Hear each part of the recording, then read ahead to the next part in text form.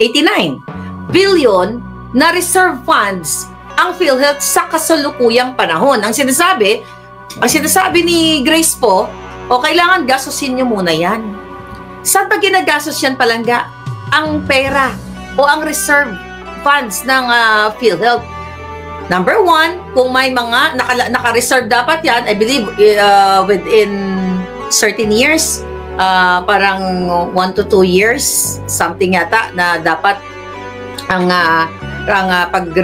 nakatago yung pondo na yan para naka-reserve para pondohan ang mga pangangailangan in terms of may mga emergency. Di ba? So, ano ginagawa nila ngayon? Mga palaga, ano ang ginagawa ngayon ng kasalukuyang panahon? Pag bumupunta kayo sa ospital na mga mahihirap na walang kakayahan na magpagamot, bakit kayo tinatanggihan ng mga doktor? Di ba? Tinatanong kayo, oy, may pambayad ka ba? Bago ka bigyan ng kwarto, we'll talk about yung public hospital. Tama ba? Tama ba? Ngayon pa rin sa makabagong panahon.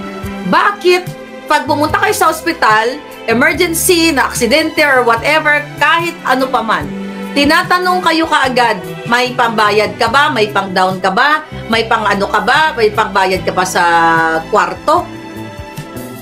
Kapag wala kang pambayad sa kwarto, itatapon ka lang doon sa gilid-gilid, nakaupo ka lang, ganyan-ganyan. Pero kung titignan mo, nag-uumapaw ang budget, okay? O ang reserve funds ng PhilHealth. Pwede yan gastusin. Kaya nga may reserve funds para yan sa Pilipino eh. Di ba? Yung pondo na yan, mga palangga, yung pondo ng PhilHealth, dapat yan gagamitin para sa inyo. Sa mga benepisyo ng Pilipino, whether you are indirect member, which is yung hindi kayang magbayad dahil ang nagbabayad nga niyan ay nagbabayad nga sa inyo kapag dito kaya magpamiyembro sa PhilHealth ay gobyerno. At bawat Pilipino, automatic nga, miyembro kayo ng PhilHealth, whether you are mahirap, kung ano pa man, kasi nga nasa batas yan. Magandang araw po sa inyo mga katropa. Ang pag-uusapan po natin ngayon ay tungkol sa PhilHealth na ginagawang isyu ng mga tanggang DDS. Dahil nga sa hindi nila ito nauunawaan, malaking isyu ito sa kanila, nagtataka tuloy ako sa kanila kung tanga nga ba sila o sadyang bobo lang. Kasi naman po, tanong nila, bakit daw hindi binigyan ng Kamara at Senate ang PhilHealth ng budget para sa 2025? Paano na raw yung mga miyembro na may sakit? Saan sila kukuha ng pampa-ospital? Yan po ang mga tanong ng mga enggat. Heto po ang masasabi ko sa inyo. Unang-una, yung pondo mismo ng mga miyembro ay hindi po nagagalaw yun. Ang sinasabi po ng COA na sobrang 70 bilyon na hindi nagamit ay subsidy ng government. Taon-taon po kasi ay binibigyan ng subsidy ang PhilHealth para sa mga indirect members tulad ng seniors, indigents at mga PWD. Government po ang naghuhulog ng kanilang premium sa PhilHealth. Yun po ang pinababalik ng COA sa National Treasury dahil nga po sa hindi nagamit at ginagamit nila sa investment. Yun din po ang dahilan kung bakit hindi sila binigyan ng subsidy para sa 2025 budget. Hindi po pinakikialaman ng government ang pondo ng mga members ng PhilHealth, yun pong mga naghuhulog ng premium nila. Kaya sana, para sa mga DDS na bobo, huwag na ninyong gawing issue ang bagay na hindi ninyo naiintindihan.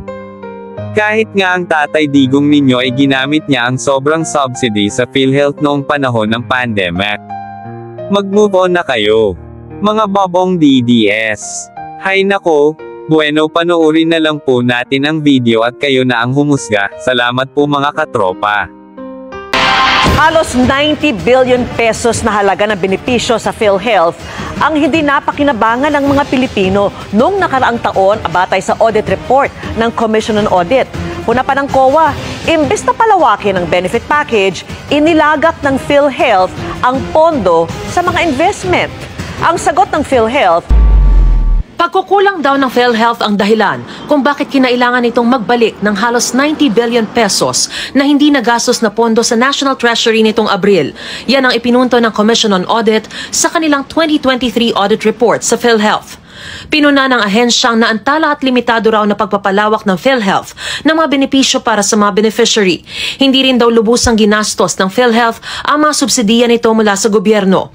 Kaya pinabalik ng Department of Finance and National Treasury ang sobrang pondo ng PhilHealth. Ang resulta, napagkaitan daw ang mga miyembro ng sapat at karagdagang benepisyo na galing din naman sa sarili nilang kontribusyon. Nagamit daw sana mga hindi nagastos na subsidiya mula sa national government para lubusang palawakin ang mga benepisyo, lalo na para sa mga indirect contributor, gaya ng senior citizens, persons with disabilities, marginalized sectors at iba pa. Pumalag dyan ang PhilHealth. Hindi rin naman fair to say that nagpabaya po kami because as you can see, we have been aggressively increasing our benefits and expanding our benefits for the benefit of our people. Kasama raw sa pinalawig ang mga benefit package para sa severe pneumonia, stroke at dialysis. Pinalawig din nila ang coverage para sa kidney transplantation, dengue, COVID at breast cancer benefits. Pero hindi raw ito sapat, sabi ng independent health reform advocate na si Dr. Anthony Leachon. Ang goal ng Universal Healthcare Law ay mabawasan ng out-of-pocket expenditure mo to around 10% lang in the next 10 years. Nakalimang taon na. So kahit naglagay sila ng mga benefit, ang liliit niyan. Dapat they should zero in on the top killer diseases of the country. Yan ay heart attack, cancer, stroke, dialysis, diabetes. Ito ay 80% ng namamatay sa Pilipinas. At ito ay mahigit na 756 billion pesos a year and accounting for about 5% of our GDP. So dapat libre ang angiogram. Ang bypass maaring malibre na. Yung mga cancer therapy, yung mga PET scan, mga MRI scan. Isa pang puna ng COA, hindi raw naging prioridad ng PhilHealth ang pagpapalawak ng benefit programs dahil karamihan ng pondo ay inilagay sa investments. Taliwas daw ito sa Universal Healthcare Act.